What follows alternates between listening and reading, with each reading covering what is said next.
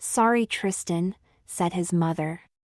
"Your Halloween costume did not get packed for the visit to Grandma's, so you have nothing for the party tonight." Tristan's mother had deliberately left the zombie tutu costume at home because she had other plans. However, all is not lost. "As you know, I have a lot of my old clothes here from when I was a girl about your age. We could dress you up in some of those? Or if you really wanted to go retro, Grandma still has her party dress from when she was a young girl." She really wanted to dress Tristan as Tess in her mother's childhood party dress. It came with petticoats, and she had already purchased some cute shoes to go with it as the original ones were lost to time. She had also thought about what hairstyle would suit Tess and match the era of the dress, a beehive-style updo from the early 60s. Her mother, his grandma, thought this was a great idea. She had never taken to Tristan. She really did not like little boys, but as a mother had enjoyed dressing up her daughter for parties. Tristan looked stunned. "What, no zombie outfit?" he said. "I really wanted to go as a zombie." "I know," his mother said, trying to sound as sympathetic as she could. "You can wear that next year, but for tonight, you could put on Grandma's party dresses from when she was about your age. We can do up your hair and you can go as a party girl from the 60s. What do you think? A zombie tutu is one thing, but to pretend to be a girl, Mom, we talked about this. People will laugh at me." "Don't be silly. Of course they won't laugh at you. No one here knows you. You could be my cousin's daughter, and I will make you up to be a very pretty girl. They won't even know you are a boy." "What do you say? It will be fun." So much fun, she thought. Since her husband died, she had this driving need to dress Tristan as a girl and had told him repeatedly at least once a month for the 6 months following the funeral that mother-daughter time with him would make her happy. At first, he was firm no, but she let his already long hair grow out further, and started buying him some gender-neutral girl clothes and substituted some girl panties that mirrored boy underwear. Gradually he started to soften in many ways to the idea. At home, as his hair got longer and he started paying more attention to it, initially pulling it back in a low ponytail and then progressing gradually to more girly styles such as using headbands, braids, high ponytails, and other hair accessories etc., which he seemed to enjoy. Then about 3 months ago she got him into a dress. That opened the door and more mother/daughter time soon followed. But he was still resisting going out in public as a girl. Also searching online, she found a special mother-daughter club she wanted to take him to. They catered for mothers with boys who were exploring their more feminine side. In frustration she talked to her mother, who suggested the Halloween scheme, and here they are. "Well, maybe I can just stay home from the party," said Tristan, already knowing the answer. "No way," said his mother. "I am not letting you stay at home by yourself in a strange house at night.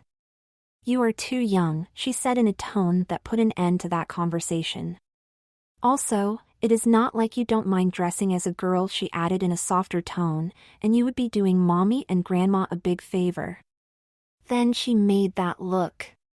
Tristan knew she had him, not that he minded.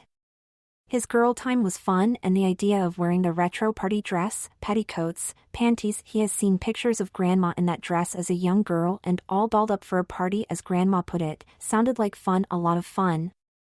"Okay, Mommy, Tess would love to go to the party. Just do an excellent job dressing me. I absolutely don't want anyone to know I am a boy." "Oh, I will, sweetheart." Mommy does not want anything bad happening to her pretty daughter.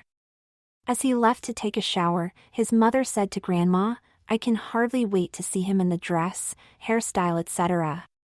Looks like the 3 Wilson girls are going to a party." She then hurried to get the dress hanging on the back of the door in her mother's bedroom door. "And the youngest Wilson girl will be the prettiest girl there." Tristan headed towards the bathroom. His tingle was like before you rode a roller coaster, excited and scary all at the same time. As he approached the bathroom he started humming a Shania Twain song, and yes, it is the one you are thinking of. He quickly stripped, turned on the shower and let the water run over him. He reached for the shampoo and started to lather his long auburn blonde hair. He sang out loud, "Oh, oh, oh, I want to be free, yeah, to feel the way I feel. Man, I feel like a woman, hey. Tristan's journey as he showered, he also reflected on the last year. His father had died in a car crash a bit over 12 months ago, and while he missed his dad, he had traveled a lot for work, so he was much closer to his mom. His mom had taken his father's death extremely hard. Her own father died when she was 8 from pneumonia, and now her husband had died. After that she changed, and about a month after her husband's death, she asked Tristan if he would dress up sometime as her little girl. At first Tristan said no. He was a boy, and boys don't wear dresses. His mother said, "That's okay," and started to cry. Tristan said nothing, but he felt sad for her. After that he noticed minor changes with his clothes. They felt softer, and then a new white t-shirt showed up with "Juicy" written across the front. He only wore it at home. Also, some of his new underpants looked and felt more like girl panties. He did not say anything because they were soft and wonderfully comfortable, and he only wore them when he did not have gym or sports at school. Also, his mother stopped taking him to get his hair cut. His hair was already long and had always been fast growing, so after 3 months, when she was giving him a trim at home, she jokingly asked him if he wanted it curled. When he said no, she said, "Are you sure it would look perfectly shape your face?" When he said no again, she gave him a disappointed okay and finished trimming the hair. However, his mother took almost nothing off, and the hair was now down over his shoulders. These trims occurred every 3 months, and now after 9 months, it was down to his armpits. As his hair grew, he wanted to stop it falling across his face. His mother suggested he start tying it back, and she gave him some hair elastics, a hairband, bobby pins, and a hair claw just in case he wanted to use them. Initially he resisted the idea and just tucked it behind his ears, which was okay, but it would still fall out when he bent down. So, he started wearing it in a low ponytail, at least while he was at home. One day, surfing the internet for ways to keep long hair off the face, he found some approaches for men. He tried a top knot and a man bun. The bobby pins his mom gave him helped here. The problem was he was a boy, not a man, and this impacted the way it looked on him. Already what some might describe as pretty, when he could make the top knot or man bun, he looked like a girl, and he was worried people might laugh at or make fun of him, especially at school. He also tried a small top knot at the front that just stopped the hair from falling across his face. That was better, but again he was not confident enough to wear it out in public. So, it was back to tucking the hair behind his ears and a low ponytail. But that was not good enough. He looked around the room and saw the blue hairband his mother had given him. Oh, what the hell, he thought, I can just wear it around the house. So, he went to his dresser, also a recent gift from his mother, to get the hairband and placed it on his head so it held the hair back from his face. It worked very well. He tipped his head forward and it kept the hair from mostly getting into his eyes. Now for the moment of truth. He looked up and into the mirror on top of this dresser. Well, it looks okay, he said to himself, and he used his hands to brush down the hair held by the headband.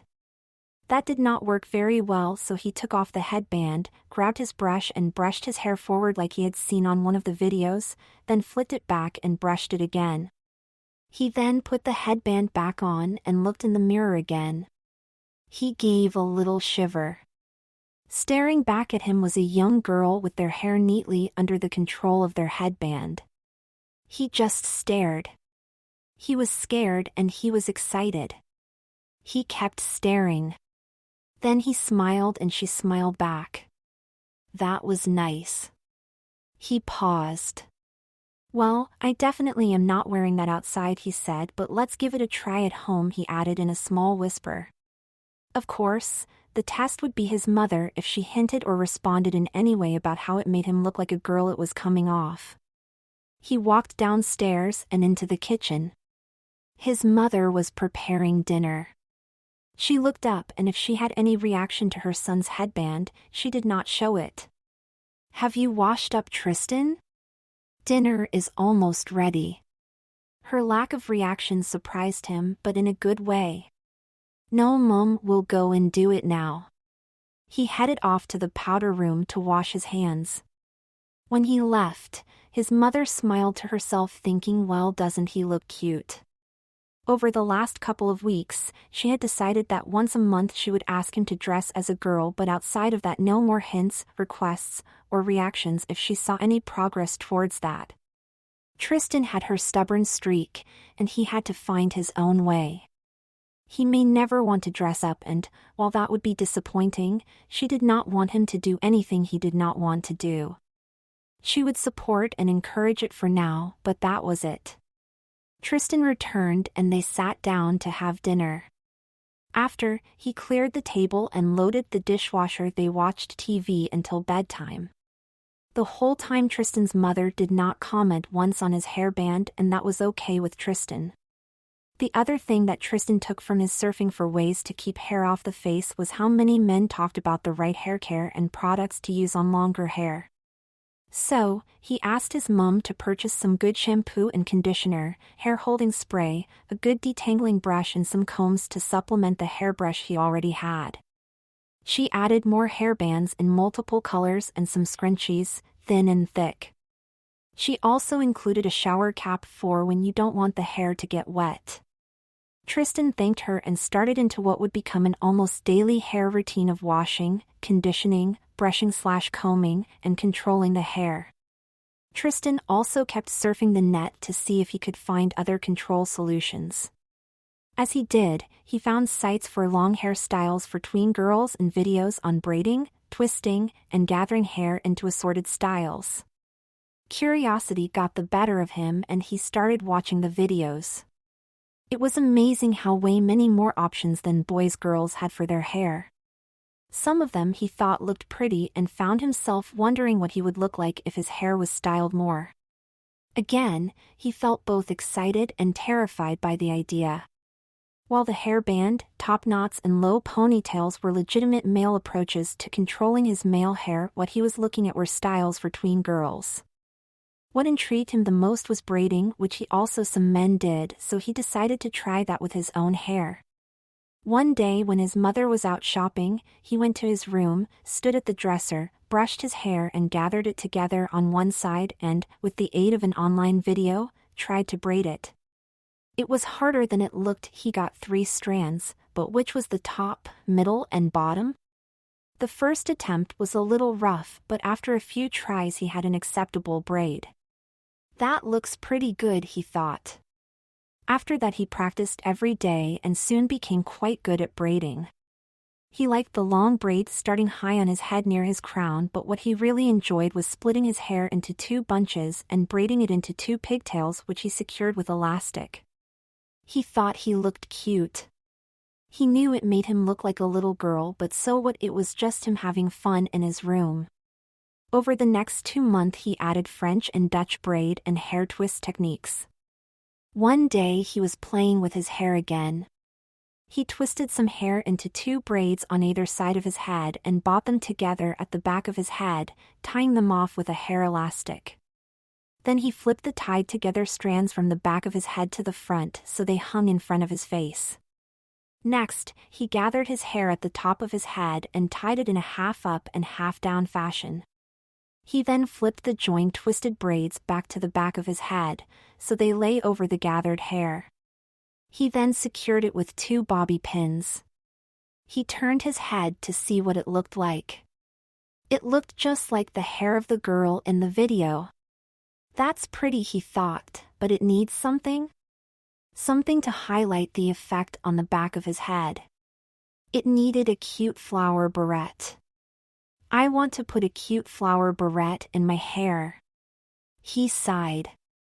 It was time to give his mother what she wanted. He would dress as her little girl. Mother gets her wish.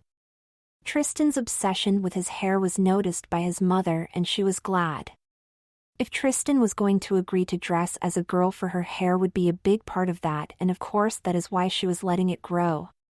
While not a hairdresser herself, she could also watch videos, so when it came to trimming his beautiful thick auburn blonde hair, she shaped it into a more girly style, which she cultivated every 3 months. However, despite his more girly hair, he still would not take up her offer to dress up as a girl. Yet, in anticipation that he might eventually say yes, she bought matching mother/daughter pale pink and light blue floral dresses. Just as she was thinking about this, Tristan walked in the kitchen. His hair was back in a half-up and half-down fashion, with a twisted braid gathered at the back and secured with bobby pins, so it lay neatly over the half-up/half-down style. He looked so cute. "Mom," said Tristan hesitantly, "can I borrow that flower beret you have? I think it would look so cute at the back where the braid lays over the gathered hair." His mother suddenly felt warm. "Sure, sweetheart, I will get it for you in a minute." "And Mom," added Tristan. "Yes, sweetie," nervously anticipating what her pretty son would say next. "You can dress me up as a girl." There it was, a simple statement that would make her wish come true and change both their lives. "Of course, dear. Lunch is ready. Do you want to do it after lunch?" "That would be great, Mom, and can you put my hair up? I have a style I would like to try, but I can't do it myself." "I would love to," she said with a smile in her eyes. Lunch could not be over fast enough for either of them. During lunch, Tristan showed his mother the hairstyle he wanted. "Oh, that is pretty and elegant. I can do mine to match," said his mother. After lunch, they went to his mother's room. His mother laid out some clothes: panties light blue with pink hearts on them, a pink satin bathrobe, and a white slip. "Where's the dress, Mommy?" Tristan asked. "It's hanging up in the closet along with mine. We have matching mother and daughter outfits. But before that, we need to do our hair. That way we won't get any hairspray on our dresses. I will do yours first and then you can help do mine." "Okay, Mommy," Tristan said and smiled. "So out of your clothes, little miss. You can put on the slip and panties. And the satin robe for now." Tristan did as he was asked. The panties were soft and comfortable, as was the slip. The satin robe felt wonderful against his skin. He sat at his mother's vanity. His mother came up behind him, leaned down, and gave him a hug. There were tears in her eyes. "Thank you for doing this, it means a lot to Mommy." "I know," said Tristan, "but I also want to do it. I want to be pretty like you." She smiled at him, and with that the transformation began. She undid his hair. "We never did get that flower beret. Well, maybe another time," she thought. She combed and brushed it out, and then pulled a portion of it into a ponytail near the crown of his head, which she secured with a clear hair tie. She then twisted the hair around her fingers into a small bun, which she secured with bobby pins and some holding spray. She repeated the process 2 more times down the back of his head until all the available hair was in 3 small buns. She then arranged the buns together, teased out some of the hair, and, as needed, added more bobby pins until the 3 small buns were secure as an overall integrated style. She lightly sprayed it again and, moving to the front, combed back the remaining hair on the sides of his head and secured it into the buns with more bobby pins. She then finished it all with a more generous spray of holding mist. "Hand over your eyes, sweetie, don't want to get the mist in your eyes as it can sting a bit." Finally, she went to her jewelry box and pulled out a cream flower beret and secured it high up on the right side of the head next to one of the buns. She stepped back, arranged and secured a few stray hairs, and said, "Oh, darling, that looks so pretty." Tristan was speechless. He just stared at the pretty, almost 10-year-old girl with the pretty hair. "Oh, Mommy, it looks wonderful," said breathlessly. Inside he was yelling to himself, "I love it." His mother smiled. "Having your hair up like that really suits you," she said. "Now it is my turn." They changed places and his mother started to brush out her own hair. He watched her. She was still quite beautiful, and for the first time since his father's death he saw a lightness in her. She looked happy and began to hum a Shania Twain song. His mother's hair was longer than his and the style she chose was similar but gathered lower on the head than Tristan. She gave Tristan directions, and he diligently twisted and secured the hair using the holding spray to help keep it in place. When they finished, his mother stood up and spoke. "Now for the dresses, sweetheart." She went to her wardrobe, opened the door, and pulled out a pale pink and light blue dress with a flared A-line skirt. "Come here, baby," she said. She took the dress off the hanger and unzipped it. "Can you please step into it, sweetheart?" Tristan did as he was told, and his mother pulled up the dress over his shoulders and zipped it up. It felt wonderful. "Well," said his mother, "do you like it?" Tristan stood in front of the full-length mirror and looked at himself in the dress. The pretty girl from the vanity mirror looked back at him, but this time she had her pretty dress on. He twisted his hips back and forth, and while the hair stayed where it was, the skirt flared out. He did a twirl. Stopped and looked at his mother. "I love it," he said, surprising himself with his enthusiasm, and gave his mother a hug. "Oh, Tristan, you look so pretty. You are Mommy's pretty girl. But I don't think we can keep calling you Tristan when you are dressed like that. What should be your girl's name?" "Tessa, or Tess for short," said Tristan without hesitation. His mother teared up again. Tessa was her middle name. "So, Tessa or Tess it is." Next, her mother pulled down her own dress, which was a matched but was not identical as it was off the shoulder and had more flared sleeves. Her mother stepped into the dress. "Tess, honey, can you please zip up the dress up for Mommy?" Tess went behind her mother, secured the dress, and did the zipper up. Her mother brushed down the sides. "Okay, let's have a look at us together, a mother and her pretty daughter," said Tessa's mother. They went to the mirror. Tessa's mother put her arms around Tess and hugged her again. "You look adorable, darling, and I look rather good too," she said with a grin. "Can you do some more twirls for Mommy?" "Mommy, you look very beautiful," corrected Tess. Tess began to twirl, and they spent the next 30 minutes catwalking and modeling the dresses. Tessa's mother wished she had more clothes for Tess. She would have to remedy that, but instead they did a little dress-up in Mommy's clothes, which was great fun for everyone.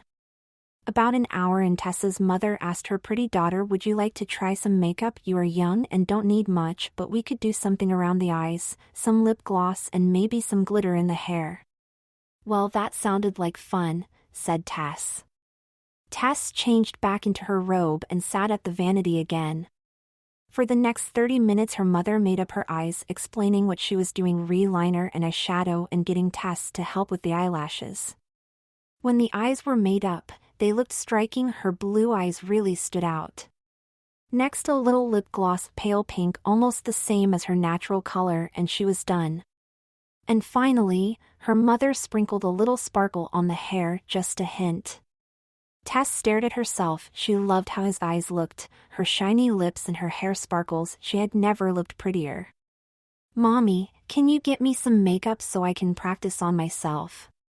"Well, not too much. You are still a little young for makeup, but I can teach you, so sure." The daughter time was turning out even better than she expected. Tristan, now Tess had taken more quickly to it than his initial reluctance suggested. She could not be happier. That night, dressed in a pale blue nightie, with hair back and tied off with a ribbon, Tristan/Tess reflected on his day as a girl. It had been fun, a lot of fun, and it was great to see Mom so happy. "Well, sweetheart, how have you liked mother-daughter time?" "It was more fun than I expected. You did a great job with my hair and makeup, and the dress felt nice to wear." "Maybe we can do it again sometime soon?" asked his mother hopefully. "Sure," said Tristan/Tess. "Can I wear a party dress next time and put my hair up again?" "Sure, honey. And maybe sometime soon we can have a mother-daughter shopping trip or even a weekend. Won't that be fun?" "No," said Tristan, "this just for you and me. I don't want other people to see me dressed as a girl. They will laugh at me." "Oh, sweetheart," said his mother in soothing tone, "they won't laugh at you. They won't know you are a boy, they will only see my pretty daughter." But Tristan would not budge. "Sorry, Mum," said Tristan, "I am not ready for that." And that is how it was for the next 4 months. During the summer, Tess started dressing up in girls' clothes every week. Sundresses, shirt dresses, tulle dresses, A-line dresses, smock dresses, shift dresses, tank top dresses, etc., from maxi to middies to minis, and even a ballet tutu and cheerleader outfit. Shopping at the second-hand outlets, Tessa's mother soon collected Tess quite a wardrobe, to which she added girls' panties, shifts, ankle socks, shoes, sandals, wedges, and even kitten heels.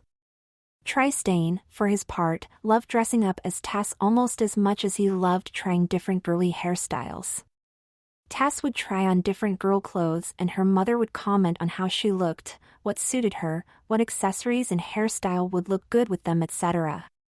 Tess also loved having her mother style her long hair, as it opened so many more options, such as the time she did a French braid and decorated it with little flower hair clips, so cute. Her mother also added many hair accessories, so she had so way more options to choose from. As the months progressed, the dressing up went from every week to every second day. While the more girly hairstyles had become part of life, at least at home anyway. When school started, it was back to low ponytails and the hair pulled back in a half up / half down, but as soon as he got home, out would come the brushes, combs, spray, hair ties and accessories, and on occasion some makeup. He had even, with his mother's help and encouragement, set up an online persona for Tess, which he used to comment on many of the hair tutorial and makeup videos, but all that time going out in public was still not happening. It was now September. Tristan turned 10. His mother bought presents for both Tristan and Tess. "I know you are getting older, but every girl should have a favorite stuffed toy and at least one Barbie doll," said his mother with a slight smile. Tess smiled back. "Thank you, Mommy, the bear at the tutu is cute. I will call her Mrs. Fussy Pants, because she is always fussing over everyone." His mother smiled at the sideways reference to her. "Maybe Tess wants to go out for her birthday," mused her mother. "Mom, we talked about this. As much as I enjoy dressing as a girl, I am not ready to go out in public as a boy pretending to be a girl." "What about Halloween then? Dress as girl for Halloween. Lots of boys do that." "I thought about that. It would be fun, but I am too old for girly costumes. Maybe a zombie ballet dancer?" "I don't know." "Well, we will be at Grandma's for Halloween, and we are going to a party, so don't take too long to make up your mind or you will wear what I want you to wear," she said, and gave him that look. Okay, I will decide on a costume," he said, knowing he did not want his mother to make that decision for him. So here they were. Tristan, or should I say Tess, dried her hair, methodically rubbing sections with the towel until it was dry enough to comb. She combed the hair back behind her ears and let her fringe fall to the front and sides. She put on the panties her mother or grandma had left while she was showering, pink lacy ones, the satin robe and slip. Tess then made her way to her mother's old childhood room. Waiting for her were her mother and grandma. "Take a seat at the vanity, sweetie. We need to do your hair first. I am going to do it in the style of a beehive, pulled back at the side, high on the top and with a fringe just like Grandma had when she wore this dress." Tessa's mother took a hairdryer and on a low setting with a hairdryer brush she carefully dried the hair. She then brushed the hair back until it was high on the top of the head, letting some hair fall to the front for the fringe bangs. She used an elastic to tie the hair together into a little bun near the end of the hair. Then she rolled the bun underneath itself and secured it with bobby pins at the back. To make it neat, she brushed the sides back and secured them with more bobby pins. She then took a comb and smoothed it over to tame the stray hairs and used the end of the comb to tease out more volume. Once she was happy with the sides and back, she used a styling brush to form the fringe bangs and sprayed it all with hairspray to hold it in place. Finally, she added a small white bow where the beehive and the fringe bangs met. All the while her mother worked on her hair. Tess was spellbound. She loved this part and felt the vestiges of boyhood slip away into girly bliss. When her mother had finished, she said to Tess, "Well, what do you thinking?" "Oh, Mummy, I love it. I look just like Grandma did as a girl." Tess's grandma added with her own smile, "You are prettier." "You know, Mum, I think you were right between her complexion, her smile, which is very broad right now, and her beautiful hair. I think my pretty daughter will be the belle on the ball." "Okay, honey, now for a little makeup, not too much as you are only 10. She lightly dusted her daughter's face and used eyeliner to highlight her eyes. She then asked Tess to apply some lip gloss. Tess started into the mirror. She really was very pretty. "Okay," said Tess's mother, waking her from her thoughts, "let's get you dressed. Grandma and I also must finish getting ready as well." On the bed were some petticoats. Tess had never worn petticoats and was aquiver with anticipation. Her mother picked up the petticoats and holding them together lowered them to the floor. "Can you step into these for Mummy, please?" Tess obediently stepped into the petticoats, which her mother pulled up and secured at the back. They felt wonderful. The light material caressed her legs and petticoats bloused out from her hips. "Now for the dress," said her mother. The pink and blue dress with the A-line skirt was lowered gently over her head so as not to upset her hairstyle. As her mother and grandma pulled the skirt down and arranged it over the petticoats, Tess put her arms through the sleeves. Her mother then pulled the bodice back, so it fitted snugly into Tess's chest and secured the top button at the back. Finally, she zipped up the dress, played with the skirt until it sat evenly on the petticoats, stepped back and started to tear up. "Oh, Tess, you look so pretty." "Do I, Mummy? I want to see." Tess walked over to the full-length mirror. The dress and petticoats rustling as she moved in the mirror was a 10-year-old girl in a darling dress. All that was missing were her shoes. That was quickly solved when her mother handed her a pair of pink satin shoes with a cute bow on the back. They had small heels, but by now Tess was used to that. Tess's mother and grandmother hurried off to get ready. They had already styled their hair, so only had to get dressed and touch up their makeup. While she waited, Tess did twirls in front of the mirror. The dress flared out as she spun, revealing the petticoats underneath. It was wonderful to watch, and Tess tingled from head to toe. Finally, her mother and grandmother were ready, and it was off to the party. As they pulled into the community hall, Tess's tingle turned to terror. "I can't do it, Mommy," pleaded Tess. "They will know I am a boy, and they will laugh at me." Tess's mother was ready for this. "No, they won't," she said in soothing tones. "I get that you are worried, but for all the world to see you are Tess, the very pretty daughter of my cousin, staying with me for a few weeks while my cousin and her husband are away. Now, look in the mirror and tell me what you see." Tess looked in the car rear-view mirror and only saw a very pretty, if slightly tearful, girl. "A pretty girl," said Tess hesitantly. "A very pretty girl who would be ruining her makeup if she had any on," said Tess's mom firmly but gently. "No one, and I mean no one, will know you are a boy unless you tell them." "Okay," said Tess a little more confidently, and her mother reached out and dabbed her eyes with a Kleenex. "So why don't us 3 Wilson girls get inside, and we can get this party started?"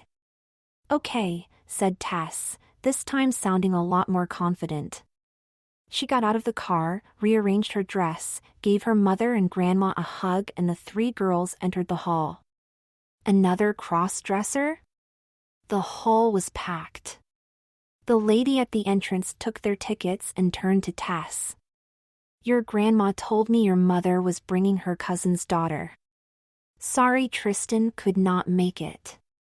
Heard he is away having fun a summer camp." Tess said nothing. How did? Oh, he now knew what he suspected. His mother and grandma had set this up. He should have been angry, but he wasn't.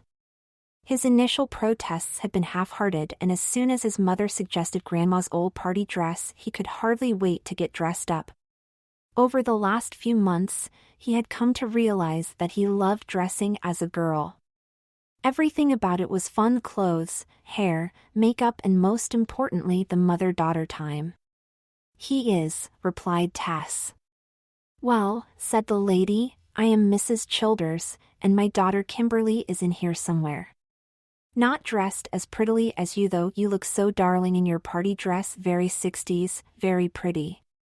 I will go get her. She is about your age and is looking forward to meeting you." The nerves were back. Clueless adults were one thing, but a real girl her age, that was another thing altogether. She would guess for sure. Tessa's legs felt weak.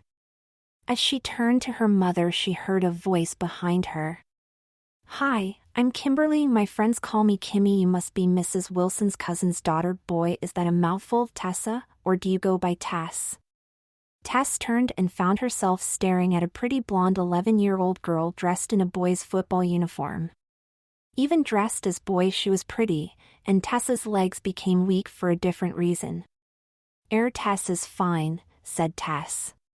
"Why don't you join my friends and I in the next room? Fewer stupid adults," she said, smiling at her mother. Her mother ignored her.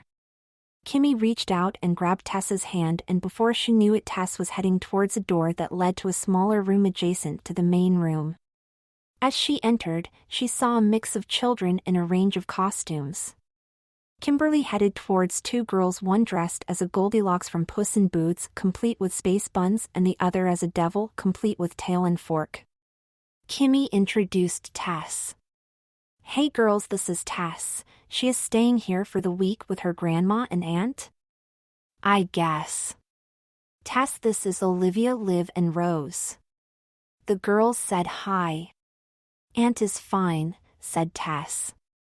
"Where are you from, Tess?" they asked together. "Savannah, Georgia," said Tess as per the instructions from her mother on the car ride over. This fact was consistent with Tessa's online profile. "You don't sound Southern," said Rose. "Originally from Delaware, moved there about 3 years ago," replied Tess, again reflecting her online persona. "I love your costume. Who are you?" asked Rose. "My grandma when she was my age," said Tess. "Oh, that's clever and so pretty. Are those petticoats? I wore those once to a country dance. I love that style of dress, so girly." "Do you look like her?" asked Rose. "People say I do," said Tess truthfully. "So, what do you do for fun in Savannah?" asked Liv.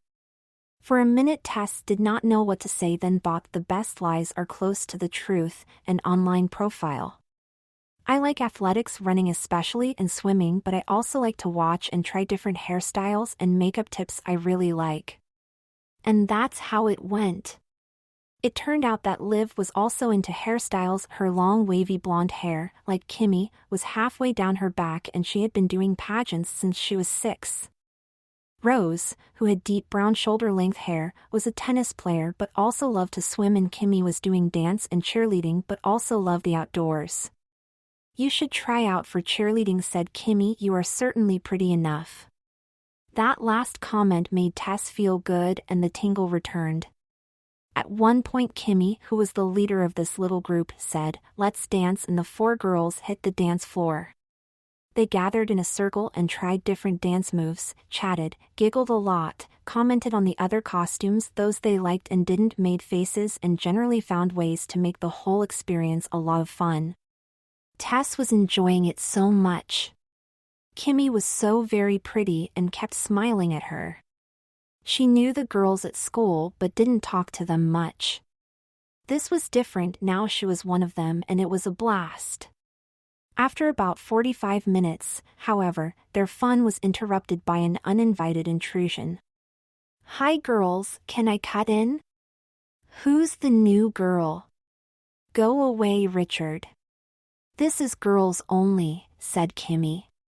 The boy Richard was dressed in what Tess assumed was his football uniform, not much thought or effort there. He was about 3 inches taller than Tess, and she guessed around 13. "Go away, brother," echoed Liv, and as she said that Tess could see the resemblance. "Geez, just wanted to say hi," said Richard. The 4 girls glared at him, Tess included, and he left muttering, "Just wanted to say hi." "You know, Liv," said Kimmy, "your bother is kind of cute." And Tess immediately felt a little pang of jealousy. "Oh yuck," said Liz, "he's my brother."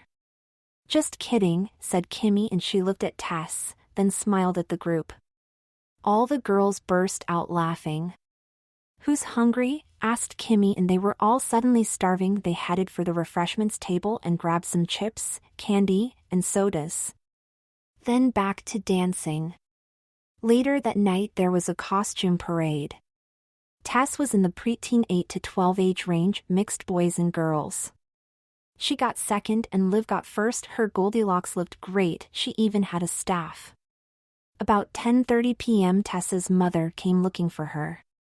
"Are you having a good time?" she asked Tess. "Oh yes, Mum. It is great, the girls have all been so nice to me." If anyone heard the mum, they did not comment. Tess's mother leaned down and whispered to her daughter, "It's auntie or cousin dear, not mommy tonight." Tess blushed. "Sorry, auntie." "No problem, I don't think anyone heard you. It's time to go find the girls and say good night." "Oh, do I have to whine, Tess?" "Yes, you have to. All us girls need our rest and beauty sleep. We are going for a hike tomorrow." "Okay, auntie," said Tess. She ran off to find the girls and say her goodbyes. She found them also getting ready to go. "Thank you all for being so nice," said Tess. "I really enjoyed myself." "Let's stay in touch," said Rose, so Tess exchanged phone and social media information with the other girls. It was going to be fun having girlfriends who only knew her as a girl. As she turned to walk away, Kimmy stopped her. "Tess, it was really nice to meet you," and she leaned over and gave Tess a hug. Tess initially froze and then hugged her back. Despite the football uniform, Kimmy smelled like spring and summer all wrapped together. "Hope I get to see you again," and then she leaned over and kissed Tess on the cheek. Suddenly she was embarrassed. "Don't know why I did that, sorry," she said, a little flustered. Tess said, "Well, if you hadn't, I would have." And they both laughed, breaking the awkward moment just as quickly as it arrived. That night, lying in bed in her frilly nightie, Tess reflected on the party. It had been wonderful, so wonderful, the dress, the hair, the dancing. "Kimmy, yes Kimmy," she sighed and started to tingle again. Post-party surprise the next day. Tess woke. Was about to get changed but instead brushed her hair, put on her satin robe, and went downstairs to see her mother and grandma. They looked up from their morning coffee and were happy to see Tess still in her nightie and satin robe. "I know we are going hiking today, Mom, but I had so much fun last night. I want to stay as Tess until we leave. So can you please braid my hair into a high ponytail, and can I borrow some of your hair accessories you used as a girl?" "Of course, sweetheart. Mommy would love to fix your hair. I think I also have an old Barbie t-shirt you can wear and some girls' shorts." With that, Tess's mom fixed her hair in a high pony, and Tess found a couple of butterfly hair slides she used to secure the hair on one either side of her head. She looked cute and she was happy. This was turning into the best mother-daughter weekend ever. At that moment there was a knock at the door. "Who could that be?" said Grandma. She went to the door and opened it, and there stood Kimmy in a yellow sundress, pretty as a picture. "I was wondering if Tess was still here. I saw the car, so I guessed she was." "Come in," said Grandma. "She is in the living room. We were about to go for a hike, but that can wait." "Thanks," said Kimmy. Tess was listening in, and her heart was racing. Why was Kimmy here? What did she want? "Tess, Kimmy is here," Grandma said, escorting Kimmy into the living room. "Girls, why don't the two of you go up to Tess's room? It's her aunt's old room. After last night, Tess has been looking through her aunt's old clothes to see what else she can steal. Maybe you can help her?" "Okay, Mrs. Wilson," said Kimmy. "Okay, Grandma," said Tess, not sure what to do here. The two girls headed for the stairs and Kimmy said sorry dropped by so unexpectedly. I really enjoyed last night. Liz and Rose are great, but they are not the sharpest if you know what I mean. You are funny, smart, and well, I know we exchanged contact info etc., but I really do want to keep in touch. She blurted all this out very quickly, then looked down.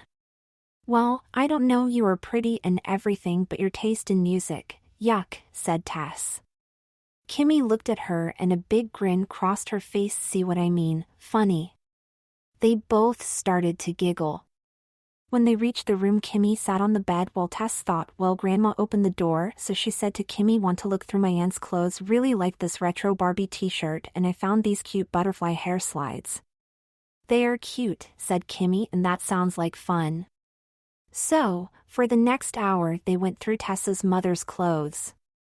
Most of the 80s dresses were cool but dated, more costume than something to wear, but the t-shirts, skirts, shorts, tops and sweaters were certainly something that would work with almost 2020s tween fashion. They chatted about the party last night.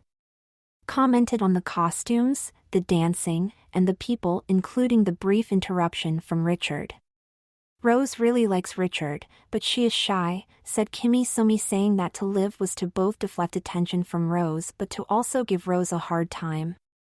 Those two, as you may have noticed last night, are a little boy mad. I like boys and everything, but there are a lot of other things to talk about. That's one reason I like talking to you. And she smiled at Tess. Tess hesitated, not sure to respond, then added, I suppose boys are okay, but yuck. They are smelly and gross. And she held her nose and made a face. Kimmy broke out laughing, which started Tess laughing, and they both collapsed on the bed. This is nice, thought Tess. I have never had a girl who was a friend before, either as a boy or a girl. I will miss her when I go home.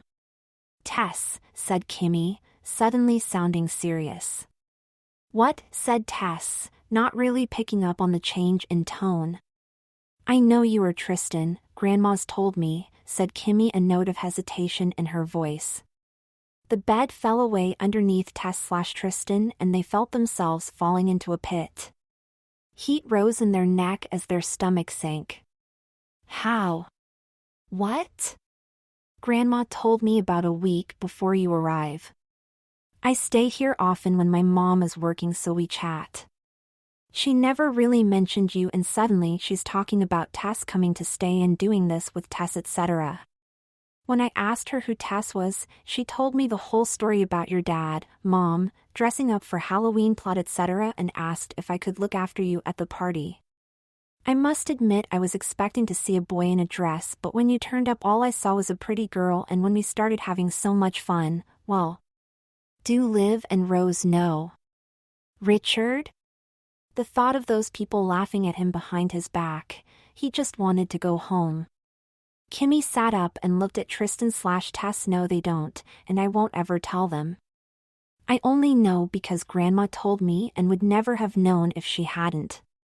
You are one of the sweetest and prettiest girls I have ever met, and that's the only way I think of you. I wanted to tell you because I really like you and I don't want any secrets between us. I'm sorry, Tess, I should have said something earlier. Can you please forgive me? And she started to cry. Tess/Tristan sat up and looked at Kimmy. He saw what she saw when looking at him, a sweet and pretty girl, a friend, and the fear began to recede. Please don't cry. I am not mad at you. I am mad at Grandma, but not you. You were so sweet and accepting of me, and you did not share my secret.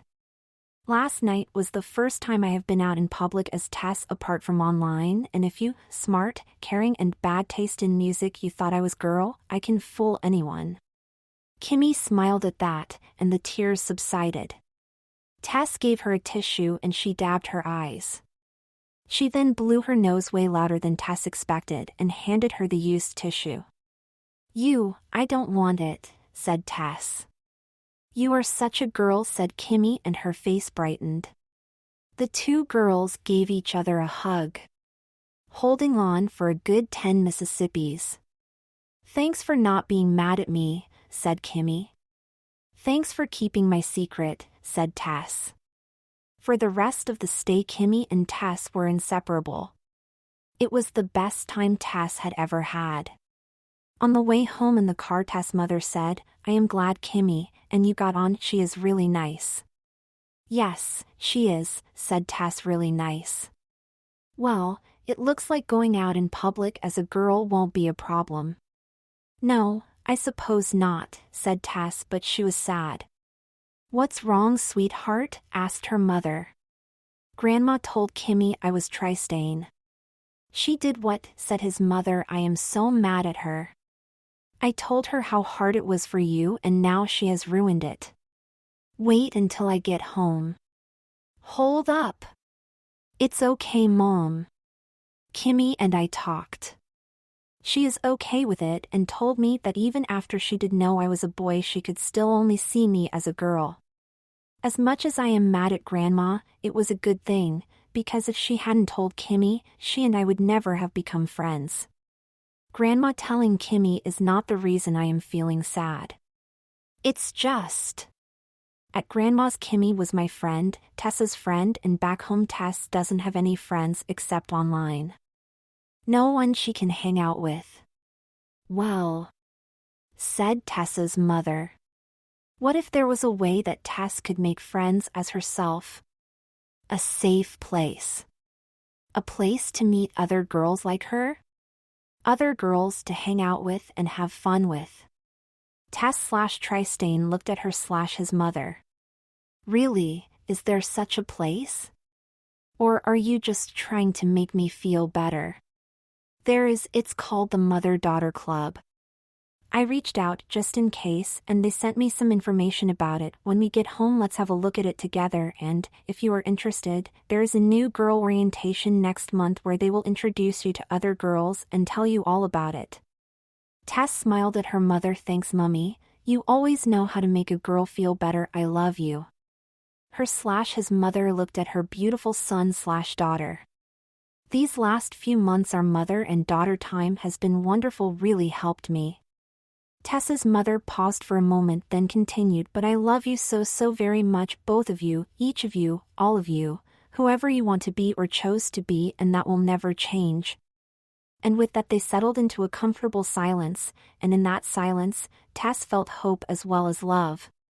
When they got home and after they unpacked, Tess and her mother sat down to review the information from the Mother-Daughter Club, or MDC for short. In the corner of the pamphlet was the logo, which included the tagline, Become the Girl You Want to Be. Above the tagline were the letters MDC crowned with a tiara. The pamphlet talked about the purpose of the club, which expanded on the tagline, to provide a supportive and safe space where boys can be the girl they want to be. It talked about the different activities, costs, and the only mandatory club rule: everyone attending the meeting must be dressed as a girl. That made Tess smiled, and she started to think of all the outfits and hairstyles she could wear, maybe more makeup, and she really should get her ears pierced. Does that hurt? Looks like it hurts, but I see. Tess, earth to Tess. Tess realized she had let her mind drift. Sorry, Mom, what did you say? Which activities do you like? Tess scanned the list. I always like a party dress, and you know how much I love sundresses. Oh look, they have a nighty-night sleepover. Oh, that would be fun, and the next one is coming up. I overhear the girls at school talking about their sleepovers: hair braiding, doing nails, music, junk food, movies, and other stuff. Let's do that. Tess said excitedly. Hold up, Missy, said Mom. First things first. We must do the new girl orientation before we attend any other events to make sure you will like it. I know I will like it, said Tess. Can't wait to tell Kimmy about it. Okay, then I will book us into the orientation next week. In the meantime, think about what you want to wear. The website suggests wearing an outfit that reflects the girl you want to be. Not helpful. Why don't you look online? You like sundresses and halter dresses, maybe something catches your eye. As this is your first visit, let's get you something new. Oh, Mommy, I would love that. Thank you. We'll also ask Kimmy if she has any ideas when we talk tonight. Maybe we could do a mother-daughter shopping trip, said Tessa's mom hopefully. I would love that, said Tess enthusiastically and gave her mother a hug. This last week has been great, Mom. I love being your daughter. Tessa's mom started to tear up and smiled at her girly son. She really was pretty. It's getting late, sweetie, and you need your rest if we are going shopping tomorrow. If you want to talk to Kimmy, why don't you get ready for bed first? I left your white nightie out for you. Sure, Mom, will do, and headed for her room. FaceTiming later with Kimmy, she told her about the MDC and the planned shopping trip. Pick something really pretty, said Kimmy. You would look great in a halter top dress, and there are so many styles to choose from. Really like you in light blue or green. Maybe you could get something with trim. What are you planning for your hair? You have great hair, maybe pulled back with a braid. They talked for the next half hour until Tessa's mother yelled out, Say goodnight, Kimmy, it's time for bed. Half an hour later, Tessa's mom looked in on her sleeping daughter. Tess looked so peaceful, so content.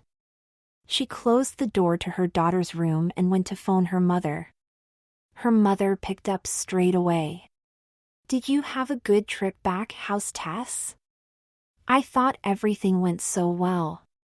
You must be happy. He makes a very pretty girl. I know I am. Mom, stop talking. Well, yes, the trip did go well. You nearly blew it. How could you tell Kimmy about Tess? Her mother tried to protest but was shut off with an I am so angry with you. Your loose lips sink ships moment could have gone sideways in so many different ways. Her mother apologized, giving all the rationale and several she never meant to. Well, Mom, Tess has an orientation next week for the Mother-Daughters Club I told you about, so you can make it up to her by buying her a new dress. We are going shopping tomorrow. I will let you know what it costs. Her mother readily agreed and offered to pay for shoes as well. Thanks, Mom. I'm still angry with you, although she no longer sounded like she was in. Yes, we will be coming up for Christmas. We'll call you after the shopping trip. Love you, bye. The next morning, Tess woke.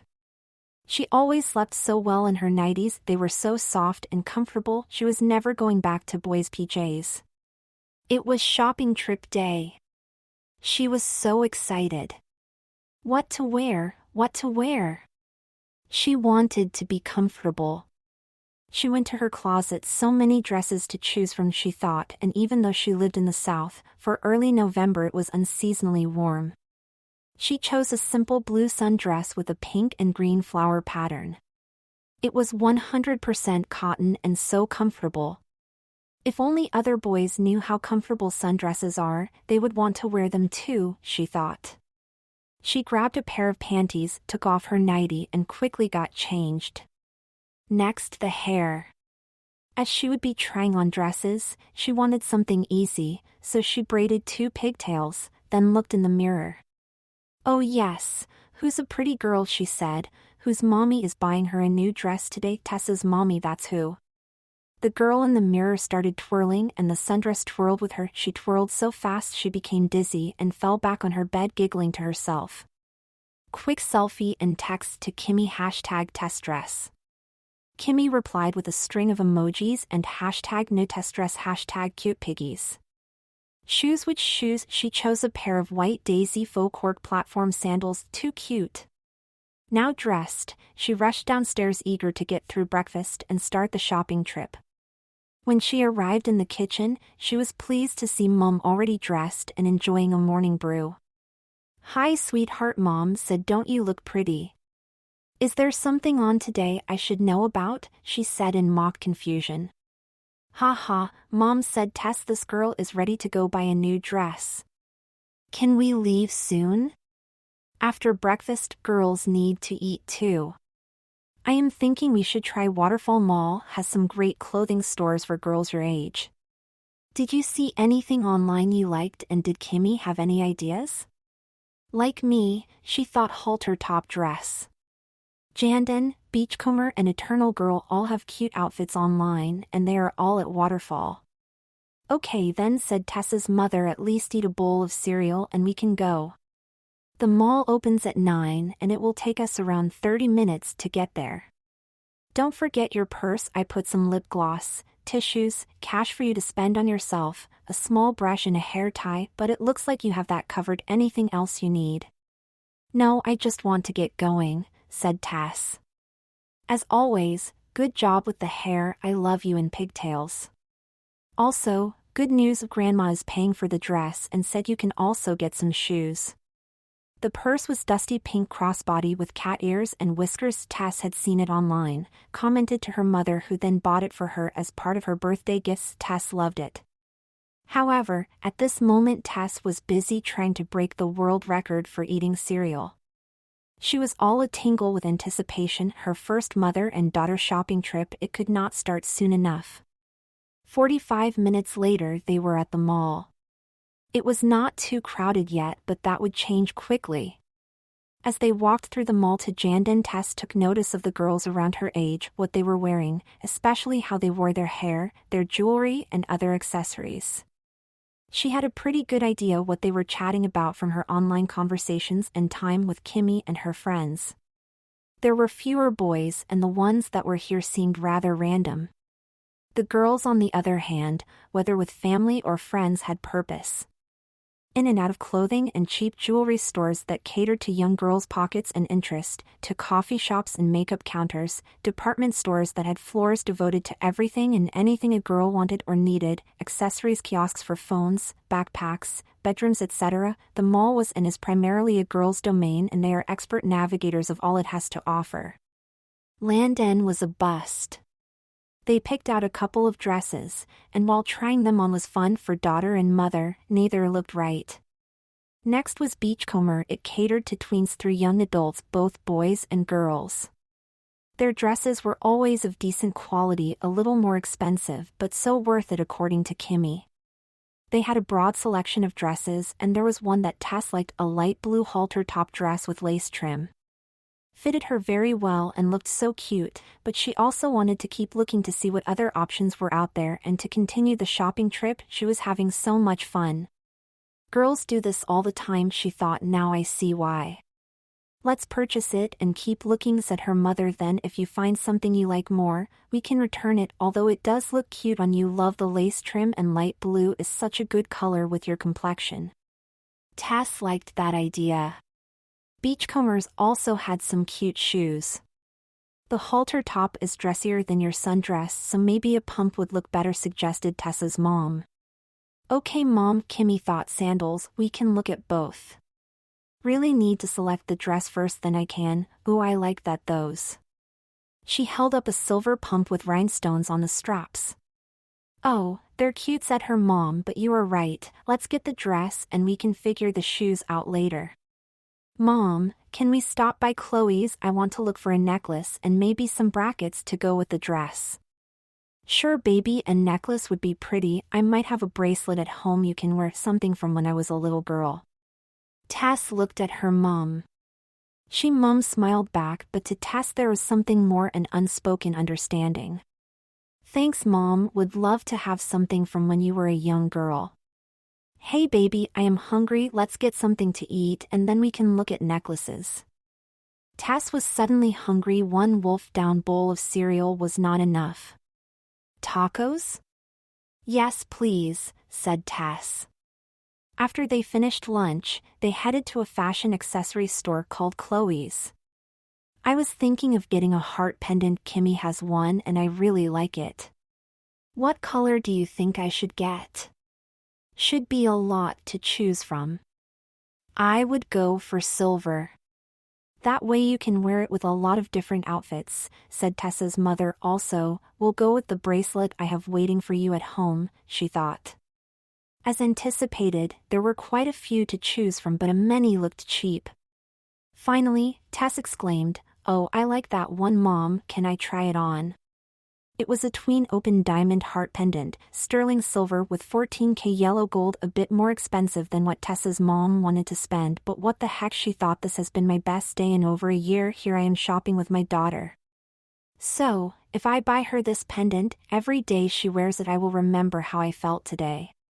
Sure sweetheart, let's try it on.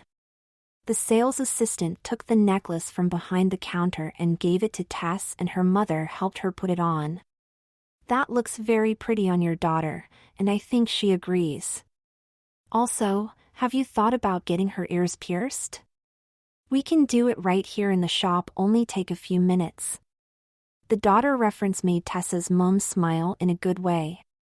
She looked at her daughter and saw that smile reflected plus a little nervousness, which she suspected was the proposed ear piercing. Thank you, but we will just take the necklace, maybe another day for the ear piercing. Oh Mom, I really like it, it's even nicer than Kimmy's heart. Now, Tess, not a competition, but it does look good, and I like the small diamond. I expect you to take really careful care of it. Of course, I will, Mom, and she gave her mother that frustrated look and tone that tween and teen girls everywhere have mastered when feeling their mothers are being unnecessarily silly. Thank you, can I wear it now? I don't see why not. So, for the remainder of the day mother and daughter ate, looked, tried on, commented, laughed, shared, and purchased another dress. They found the dress at Eternal Girl and decided to take both dresses home so they could do a side-by-side comparison. They also bought the silver pumps from Beachcombers and some fun sandals.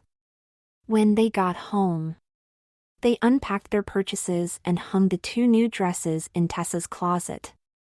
Think I will keep the sandals, Mom, they are fun, and the pumps are too fancy, said Tess with a smirk to her mother. Good choice, they will also be more comfortable. Oh, the bracelet, I almost forgot. Tessa's mother headed off to her bedroom and a few minutes later returned with a small box. She then opened it and pulled out a sterling silver puffy animal charm bracelet. This was a present from my mother, your grandma, when I was just a little girl, and I would like you to have it. I had always wanted to give it to my daughter, and here you are, said Tessa's mother, her eyes starting to water again. Oh, Mommy, it is beautiful. I love the puffy animals, and it will go great with my light blue dress and necklace. So, you have decided then? Checked her mother. Yes, I have no competition really, I just kept dress shopping because I was having so much fun. I love the light blue dress, so girly with the lace trim, and the style and color really suits me, said Tess. It does, and with those sandals, the necklace and bracelet, even with or without makeup, you will be the most beautiful girl there. Tess smiled at the compliment and gave her mother, what was becoming a regular occurrence when mother and daughter, another hug. That night Tess shared her first mother-daughter shopping trip experience in Bounty with Kimmy.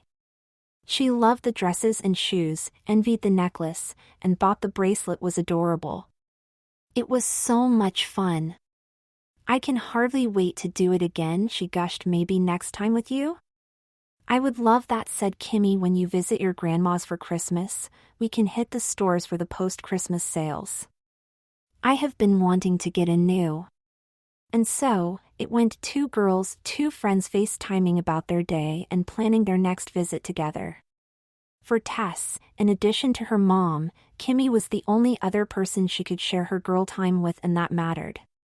So maybe her taste in music wasn't that bad after all? She reflected for a moment. Now it was, and she started to giggle. What's so funny, said Kimmy. Do I have something in my teeth? No, you don't, just thought of something funny.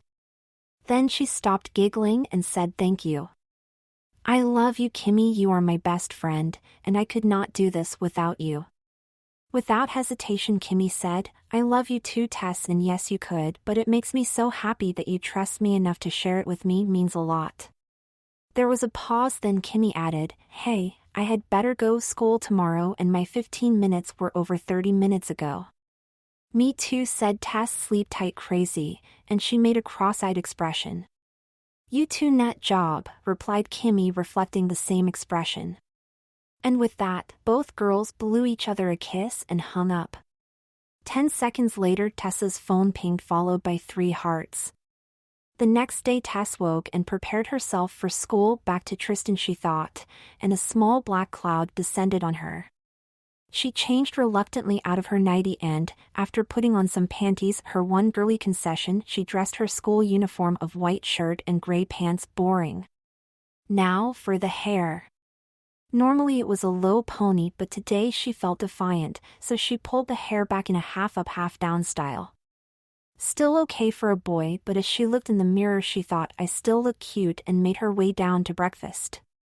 Her mother was not there, so she ate some cereal and thought about her upcoming MDC orientation. She was excited and could hardly wait for tomorrow evening to arrive. The orientation was 6 to 8 p.m. and she wondered who would be there and what would happen. Would they be judging her ability to dress as a girl? Would she have to say anything? What happened if the other girls did not like her? How many other girls will be there? The questions circled in her head like a bunch of panties in a dryer. Her mother appeared. "Morning, sweetheart, so boy for school then?" "I have panties on," said Tristain/Tess defiantly, "but yes, I hate these clothes, so boring." "Don't worry, sweetie, you can change as soon as you get home." "I know, Mom, it just sucks." "I wanna wear my dresses," she pouted. Her mother acknowledged her daughter with sympathetic eyes. "Well, we have the orientation tomorrow night, that will be fun." "I know," said Tess, "I am so excited," and she started to repeat to her mother all the questions she had.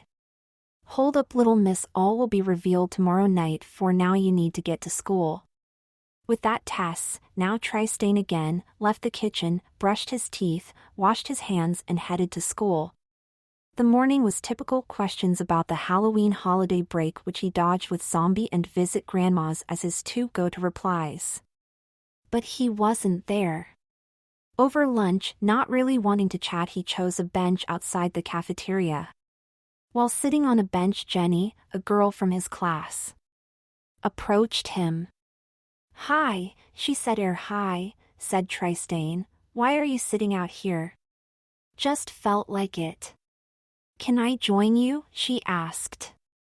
"Sure," said Tristan. Wonder what was going on. He had barely said 5 words to Jenny all year. "How was your holiday break?" she asked. "Good, visited grandma," said Tristan. "And you?" "Good, I went as a zombie ballerina for Halloween," she said. "Want to see the pictures?" "Sure," said Tristan. Can't believe she stole my idea, he thought. Jenny pulled out her phone and showed him the pictures. "Hey, they look really good," said Tristan, genuinely impressed. "Who did your makeup?" "My mom, she does makeup for a job. I loved fake blood." "What was you costume?" "Zombie." "Any pictures?" asked Jenny.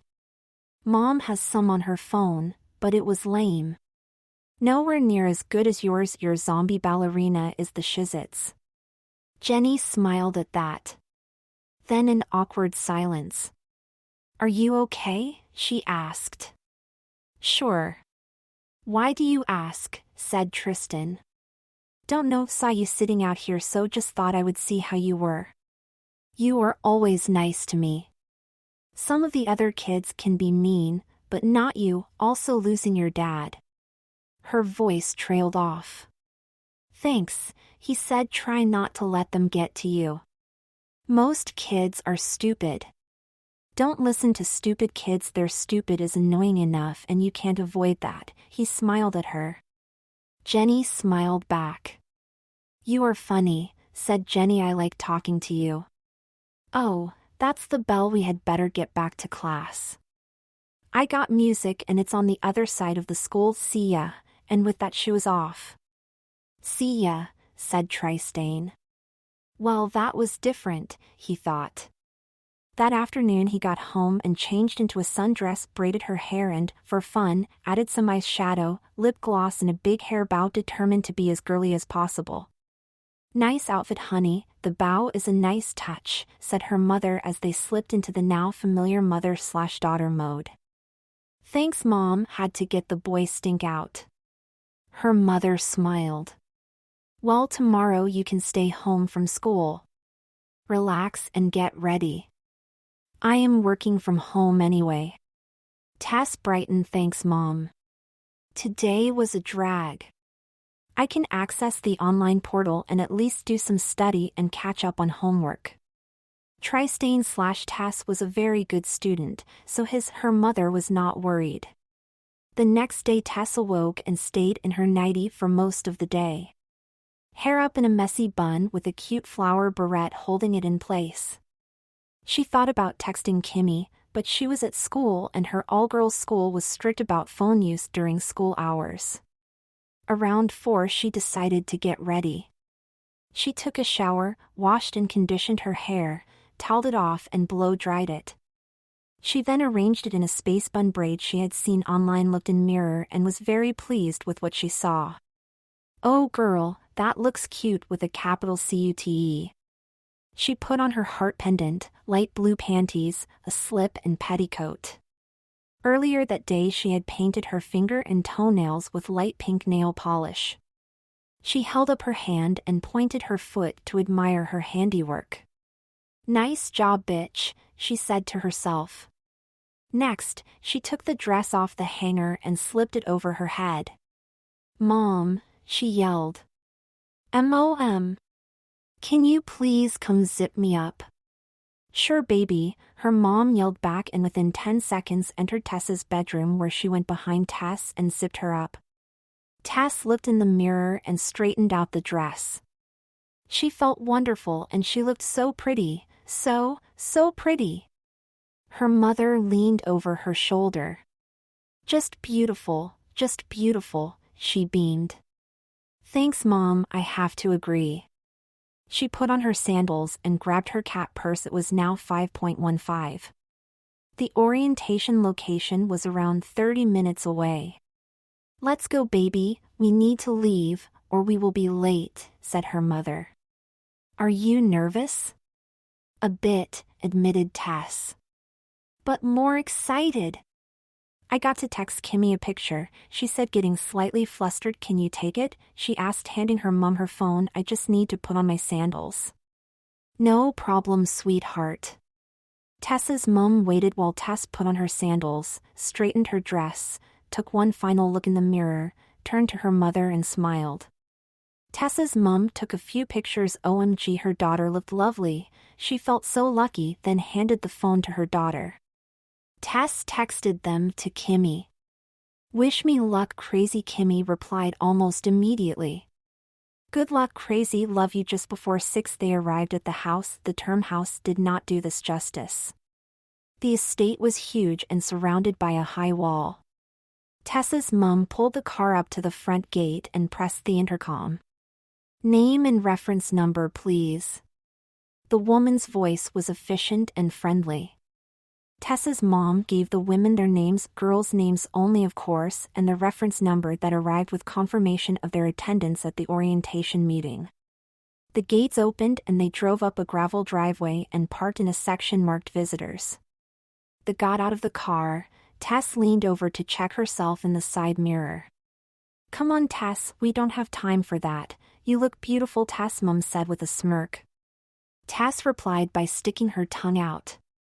They arrived at the entry door, and just as they were about to knock, a woman in a floral dress with hair arranged in a glamorous updo opened the door and said, "Welcome, my name is Cynthia Nichols, and I will be hosting the orientation. Please take a brochure and join the other mothers, daughters and sisters in the living room, second door on the right. We still have 10 minutes before we start, so if you need to powder your nose. The powder room is the next door down on the left." "Thank you," said Tess and her mom. "Mom, I need to pee," said Tess. "Okay, baby, do you want me to come with you?" "No thanks, Mom, one door down on the left, I think I can manage." "Okay, I will find us a couple of seats," said her mother, ignoring the sarcasm. As Tess passed the living room, she glanced briefly and noted around 20 women and girls. They were dressed in various feminine attire, from party dresses, cheerleader outfits, tutus, sundresses, etc., and she thought she glimpsed at least one schoolgirl. Tess entered the bathroom. It was huge and luxurious, with divans, comfortable chairs, a large mirror with multiple vanities, and many stalls. It smelled of fruit and spices, cinnamon. Tess went to a stall, pulled down her panties and, gathering up her dress, sat down for a nervous pee. As she did, she heard the door open, and two voices started up. "Oh my God, Sarah, this place is so big, they must have a ton on money." "You are not wrong, sis." "I love it when you call me that," said the first voice again. Then giggling. "So much money," said the second, a false posh voice.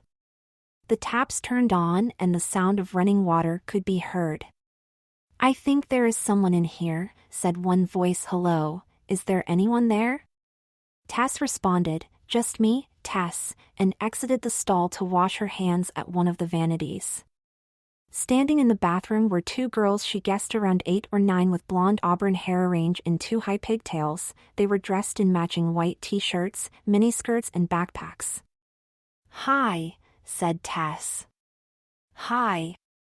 I'm Sarah and this is Emily. We are sisters," said Sarah, and they turned, looked at each other and started giggling again.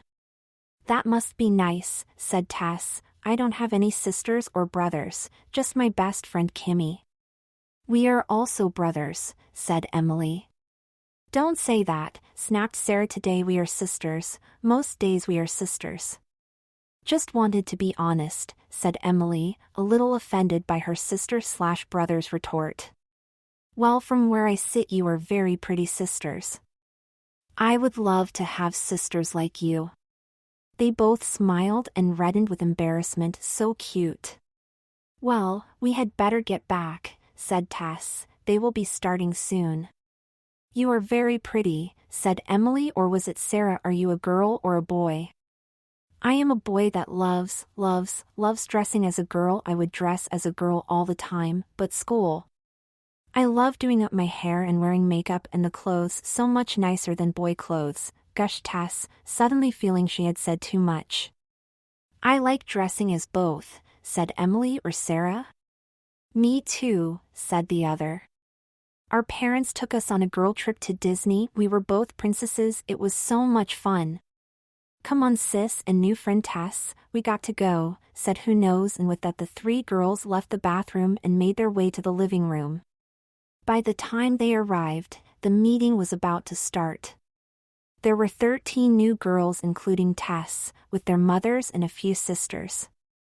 They ranged in ages from a pretty 5-year-old ballerina whose mother was also dressed in a tutu to a 13-year-old in a dress and pigtails, obviously a boy, flat chest and broader shoulders, but seemed extremely happy to be here.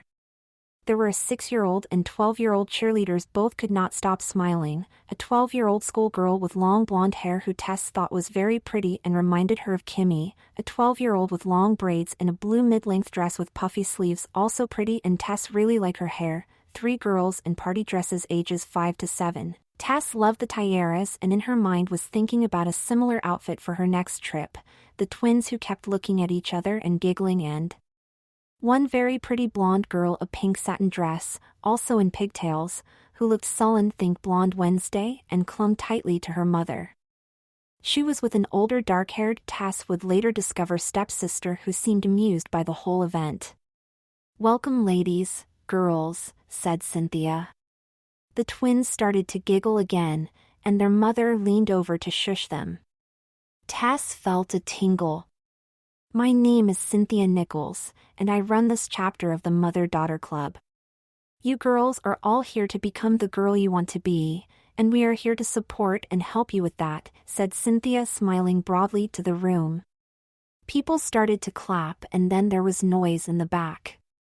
Tess turned around but could only see the backs of 2 girls with long dark hair and matching dresses, the younger in pigtails, make their way to chairs on the other side of the room. "Our apologies," said the mother. "Traffic." The universal excuse. "Wanted to start by saying what a pretty group of girls you all are. The girl you want to be can take many forms. For some it is dressing up for girl time with maybe mother or sister or girlfriend from the MDC. For others it is more of a lifestyle or even a lasting change.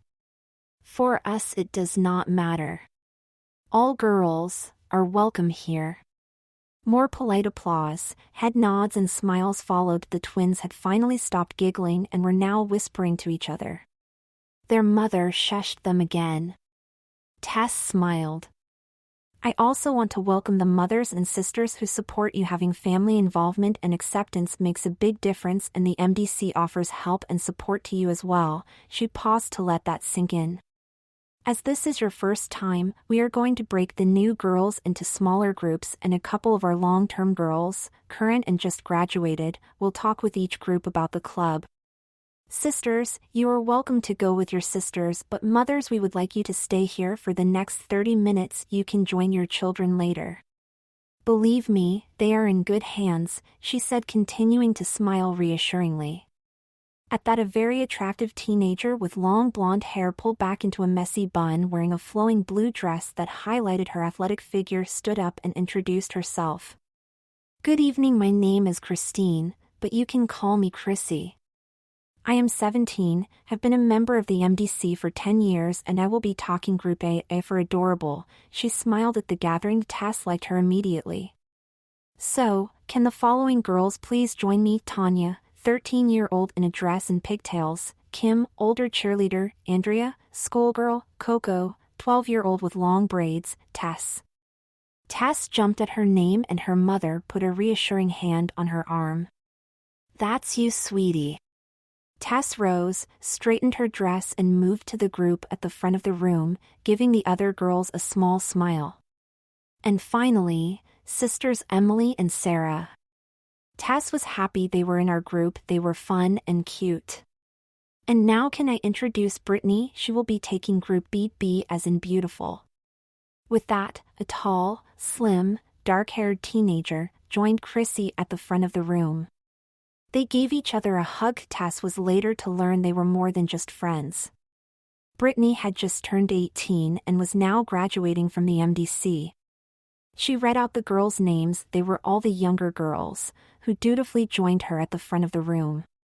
A few of them were joined by their sisters. One sister looked familiar, but for some reason Tess could not place her.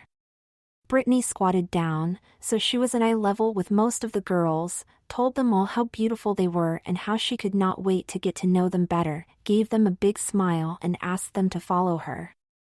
She was so natural. This was not her first pageant. Chrissy's group went into an adjacent room. Chairs and couches were gathered in a circle. There were 3 vanities at the back of the room with makeup and hair accessories. Take a seat anywhere, girls, said Chrissy. Most of the girls sat, taking the time to gather their dresses and keep their knees together. Even the twins. Tess crossed her feet at her ankles as her mother had shown her. Tanya plumped down on the couch, legs apart. Chrissy smiled at her. You may want to practice. Girls don't flop, and they always keep their knees together even when wearing pants, so practice. That looks more feminine. Tanya blushed. Sorry, I am new at this. I have always liked girls' clothes, but only recently did I get up the nerve to ask my mom about wearing them. She was great about it, but I am still learning. And we are here to help you, said Chrissy. You are pretty, and with practice, some work on posture, age-appropriate breast forms, and a little makeup, you could pass easily for a girl. Tanya smiled at that. And thank you for starting us off, continued Chrissy. We would like to get to know a little more about each of you, why you want to be a girl or at least dress like a girl, and why you joined MDC. I will follow Tanya to give you some time to think. She smiled at each of the girls and continued. I was 7 when I started dressing as a girl. I saw a ballet production with my mom and asked her if I could do ballet. She made inquiries, and the only place I could do ballet had never taken boys, so everything, including the rules, were for girls. My hair was shoulder length, and the rules stated that, to promote learning and attention in class, all girls had to be dressed the same with their hair tied back or up and secured with ribbons. The dance instructor, Mrs. Clements, called it her ribbon discipline. * Author's note. The full story is outlined in Mother and Daughter Club. Chris's story. When Mom told me my hair would be tied back with ribbons like a girl, I hesitated. What would it look like? Would people tease me? But I really wanted to do ballet, so I said yes. Mom suggested we try putting my hair back to see how it looked. From that moment I was hooked. My favorite was the pigtails. I looked so cute. I flicked my head back and forth and the pigtails tickled my ears. After that, Mom started buying me girls' clothes and I loved dressing as her daughter. 12 months later I joined the Mother-Daughter Club, the MDC, or just the club as we girls like to call it. I joined because I wanted to meet other girls, Chrissy made air quotes, who were like me, and I did. In fact, I became very good friends with Brittany, who you met tonight. Since joining the club, I have made many girlfriends and now have lots of other girls to have fun with. When I was around 9, I told my mother I wanted to be a real girl, not a boy. We talked to doctors and other people, and I started hormone treatment, which is medicine that helps my body be more feminine. Next year I will have gender reassignment surgery, then I will become my version of a real girl. Will it hurt? Asked Sarah. There will be a little pain after the surgery, but I will have painkillers to deal with that and I will need some time to recover. But I really want to do it so I can put up with a little pain. The group was quiet. Well, it looks like my story ruined the mood, said Chrissy with a big smile. She turned to the twin who had asked the question, why don't you go next? Sure, I am Sarah, and this is Emily, and we are 9, almost 10. We have 3 older sisters who like to dress us up in their girl clothes from about 2 on. Nah, more like 4, said Emily. No, we were younger, shot back Sarah. How would you know? Can you remember when you were 2? I can. No, you can't. Girls, cut in Chrissy, it does not matter, let's just say you were young. So then what happened?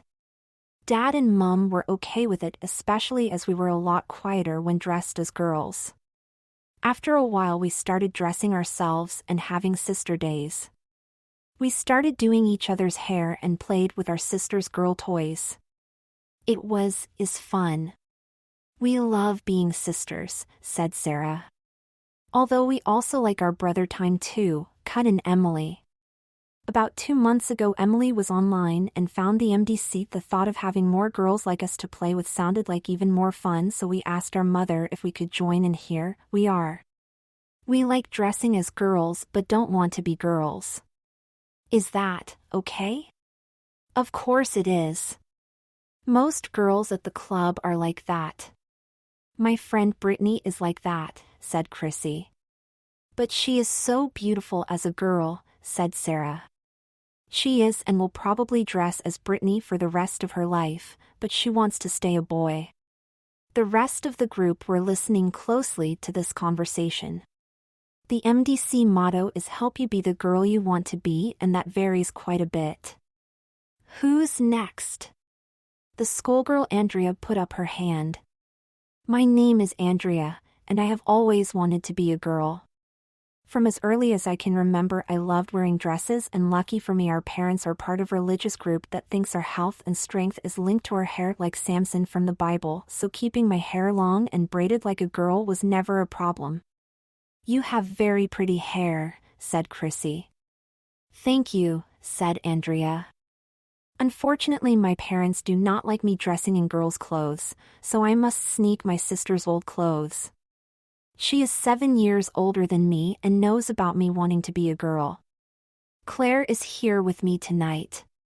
Also, my parents never get rid of anything, so I have plenty of girls' clothes to choose from, and my sister helps by buying me panties and other underwear.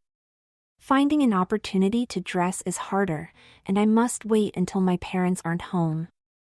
Last year my sister turned 18, found out about the group and asked me if I wanted to go.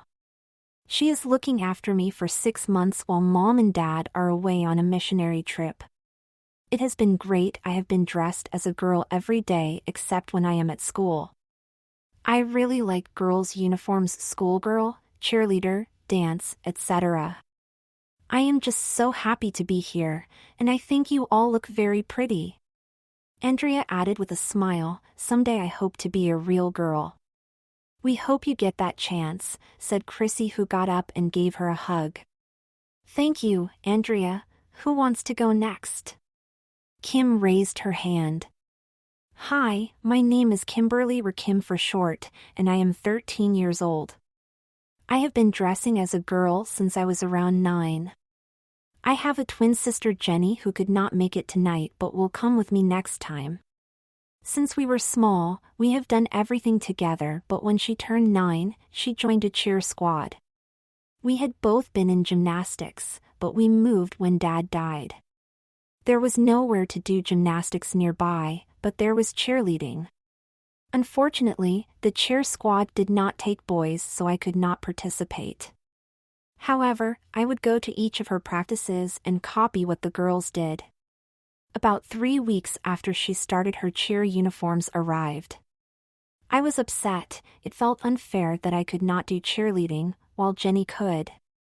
Mom was out and Jenny, knowing I was upset, asked me if I wanted to practice with her in one of her cheerleading uniforms. You are so lucky, said Andrea. I love cheerleading uniforms, makes me feel like such a girl. They do, don't they? Said Kim. Must admit I was initially a little hesitant, but she was my sister and so I tried on the uniformed panties, Spanx, slip, ankle socks and sneakers. Jenny then suggested we do my hair in pigtails with cute hair slides, etc. I looked so cute and it felt so good. After that we would often practice together, sometimes in uniform and sometimes in leggings or tights, always her clothes. I started growing out my hair and eventually Mom asked me what was going on. I broke down in tears and told her. She was great and since then has let me dress as a girl whenever I want. The 3 of us even went on a holiday as sisters/mother/daughters. We also did that, said Emily. Sarah and I went to Disneyland as girls, did the whole princess thing. It was great fun. Tess smiled at the twins. If there was a picture for the word enthusiasm, the twins were it. She liked them more and more. Well, said Kim, I came back with bikini tan lines, loved looking at them. I loved being a girl with Jenny and Mom. Also, when I was 10, one of the girls in the cheer squad broke her leg and I substituted for her dressed as a girl cheerleader. The other girls were so grateful and afterwards we ended up back at Kylie's place, one of the other girls in the cheer squad, for a pizza party and sleepover. All the girls in the cheer squad treated me like another girl and at the sleepover I wore my sister's PJs. It was the best day of my life. We gossiped, braided hair, did makeup and ended up watching a scary movie. It was? Kim paused to think. Can't remember, something with a TV and person coming out of it. The Ring, said Andrea, my older sister loves that movie. But tell us more about you. Kim continued, well, I plan to join the cheer squad next year when I am 14, but as a boy, although if needed I can always put on a girl's cheerleader outfit and wiggle some pom-poms. I will stay a boy but plan to keep my girl time with my sister.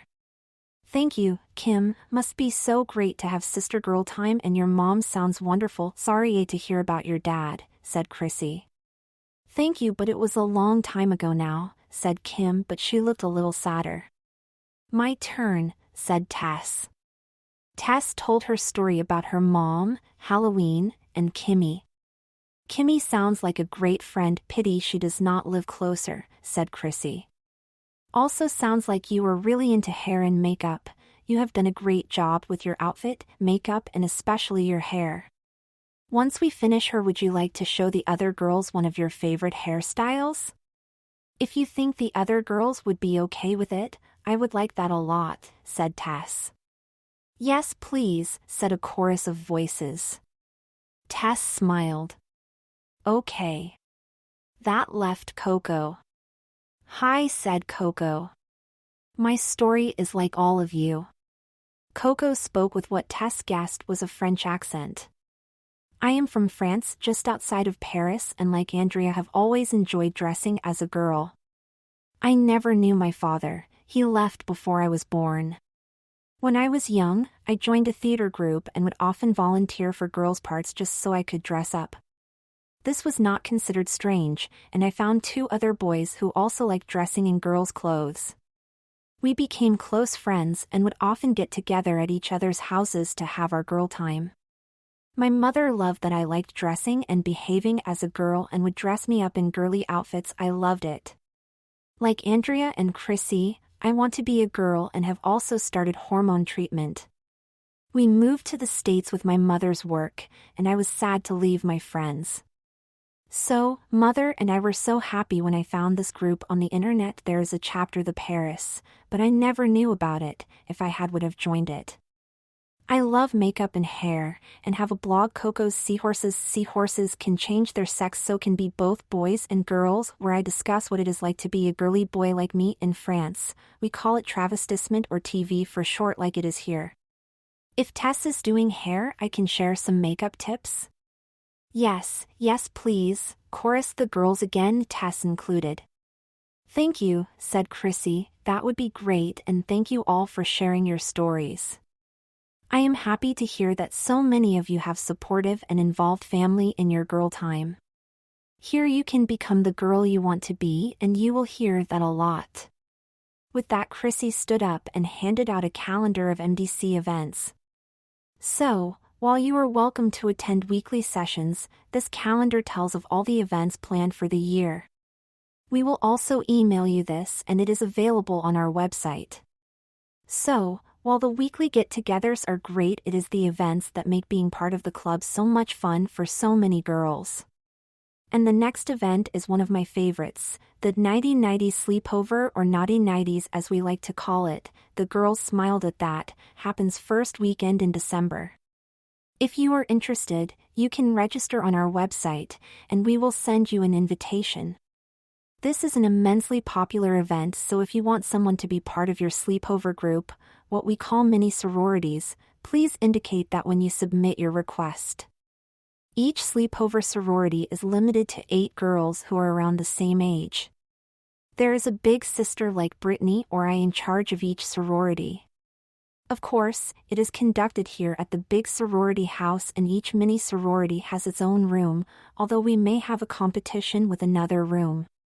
Sisters are welcome, but they will be part of the 8. Any questions? What do we need to bring? Asked Kim. Good question, Kim. You must wear a nightie, absolutely, NOPJS. You can bring a robe, also a sleeping bag, toiletries, etc. Suggest a change of clothes for the next morning as well, something comfortable but cute. A recommended list is on the website. What happens at the sleepover? Asked Angela. There is food, of course, but most of it is up to each mini sorority to decide. In addition to snacks, we supply makeup and hair accessories, so a lot of the girls braid, try makeup, etc., just like you described at your sleepover, Kim, but you supply the gossip. The girls laughed. Also, we typically play games. Twister, charades, or pin the crown on the pageant winner are fun. But my favorites are Never Have I Ever or Would You Rather. A whole selection of games is on the website under sleepover/games. Have a look and you can decide on the night. We will have instructions for all the games available for each sorority. Later in the night, it's grab the popcorn, into sleeping bags, and, for girls of your age or older, a scary movie. For younger girls, usually something way less scary. I love these nights, just girls together having girly fun. The girls started chatting to each other. Most sounded like they might go. Tess turned to Emily and Sarah. Hey, you girls want to be part of my sorority? We would love that, they said together. Then let's sign up as soon as we get home so we don't forget, added Tess. Also, do you guys have phone numbers so we can text and stuff? We do, but we gotta check with Mum first before we give it to someone, said Emily. Or was it Sarah? You need to wear name tags of something. I can't tell you apart, said Tess. We hear that a lot, said Emily. It's easy really. I am the pretty one and Sarah is the smart one. Other way around, said Sarah, and they looked at each other and started giggling again. Tess smiled. Well, my number is. Tess shared her number. Text me if your mom says it's okay. Okay, said Chrissy, interrupting the chatter. I promised you some hair and makeup tips. Tess, you want to start us off? Love to, said Tess. At the back of the room are 3 vanities. Tess will show us what to do and then you can practice on each other. After that, Coco can give us some makeup tips. Tess moved to one of the vanities. I need a model. Andrea's hand shot up. I would love to be your model. My older sister helps me, but she is terrible with hair, so anything you share with me would be great. With that, Tess showed the girls how to do a French braid, then they paired off and practiced on their own. Some like Coco were good, others like Tanya and the twins struggled, but it did not matter. This was a way to get to know each other, share their girl time experiences and hopes for the future. Tess loved it. About halfway through they were joined by Andrea's older sister Claire. The mothers are just chatting, so wanted to see what you girls are up to. Hair and makeup, said Chrissy, you are very welcome to join us. After about 20 minutes with hair, Chrissy moved the group onto eyes. Want to do fun eyes you can use with costumes and getting dressed up, said Coco. This time Emily volunteered to be the model. I am going to do a unicorn eye with pink, purple and blue. Plus, some mascara. The girls watched closely as she made up Emily's eyes. Coco describing each step and what type of brush she was using. Tess thought the final eye looked cool. She would have to share this with Kimmy. After that, the girls practiced in pairs, sometimes on themselves and sometimes on the other person. Tess thought her eyes looked cute. Again, Tanya struggled a bit, but her final eyes looked pretty good. Thank you, Coco, and well done, girls. You are welcome to stay here and chat, try more hair and makeup or join your mothers. The meeting ends at 8, so in about 20 minutes. I will be here if you have any questions. The next meeting for tweens and early teens will be here Wednesday, June 8th. Again, for those of you who live on the other side of the city, there is another location. That group is smaller and has more mixed ages. The address is on the flyer and website. We use that location for weekly meetings only. All events are here at the big sorority house.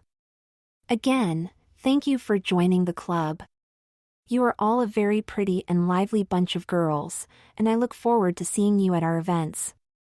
The girls gave Chrissy a round of applause and a bunch of thank yous. Some went to chat with her, but Tess hung back. She needed to digest it all. She decided to find her mom. As she turned on, Dara stopped her. Can I give you my number? Would love to get together to try out some more hairstyles. Talk to Claire and she is good with it. Love to, said Tess. You have beautiful long hair and there are so many styles you could try. With that, Andre gave her a hug. Thank you, we'll text you and find time to meet. Want to catch up with Kim and Coco before they leave? See you soon. And with that, she was off. Tess turned and made her way into the room where her mother was talking to a couple of other women. She saw Tess. How was it, sweetheart? Tell me all about it. It was great, Mom. So happy I joined. Already made some new girls friends. So glad our mother time was also well spent, but we'll talk to you about that on the way home. Tess gave her mother a hug. Thank you, I love you, Mommy, she said with small tears in her eyes. I love you too, my wonderful pretty girl, said Tessa's mom. I am just so happy, wish I could stay like this forever, said Tess. Tessa's mom looked at her and thought, well, that is a conversation for another time. Suddenly Sarah was there. I talked to my mom. Here is Emily and my phone numbers, hold out your phone. Their phones touched and the numbers transferred. We are thinking of catching up soon, maybe a girl outing? Well, I need clothes for winter. Have you been to the Waterfall Mall? Lots of girl stores with lots of cute clothes, said Tess. No, we don't have to do much girl shopping because of our sisters, replied Emily. You don't have to buy anything. It is just fun trying stuff on, and they have shops with jewelry and makeup and other stuff, and there's a theater. Maybe we could see a movie while we are there? We'll talk to Mom and let you know. I think she will be good with it.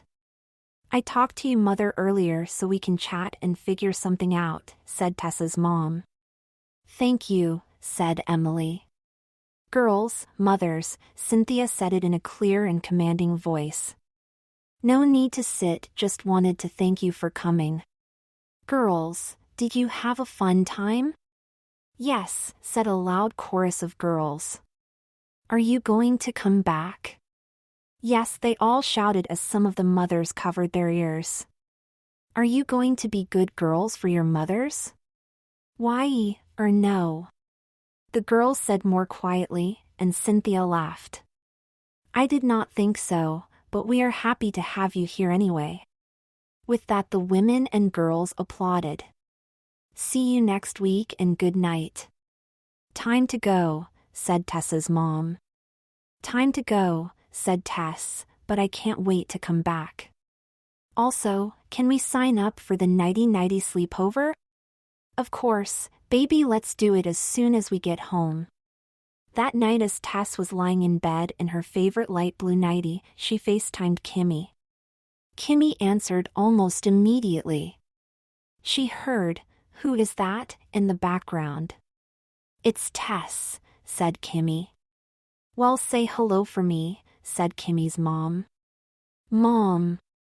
Go away, said Kimmy, who got up and shut the door. Sorry about that. So how was it? Asked Kimmy. Wonderful, said Tess, even better than I thought it would be. Tess described the whole night, meeting the other girls, their background, the hair and makeup, the house, everything. I am so jealous, said Kimmy, wish I was there. Well, you could come stay. You and I could go to one of the events together. They have a nighty-nighty sleepover coming up, would love you to come. Wish I could, but there is no way. Mom is letting me travel to another state during school time, maybe the holidays. They chatted for another half hour about potential visits, the MDC orientation, school, missing each other, and then finally wished each other good night. As soon as she was off the phone, Tess texted Kimmy #MDGirlsRoll #FrosMore. Kimmy text back #MD Queen of Me Heart #miss you followed by